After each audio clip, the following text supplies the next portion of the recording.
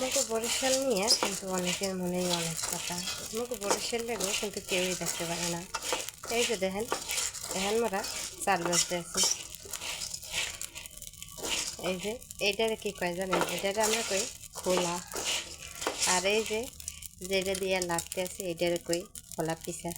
জানি অনেকেই এখনো অনেক রকমের কমেন্ট করবেন, কিন্তু কি আর করার ভাই, মোরা বরিশালিয়াটাই রবি।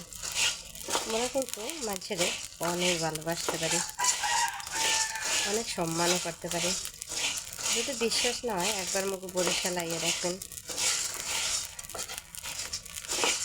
এই যে দেখেন আমরা চাল বাজতে আছি।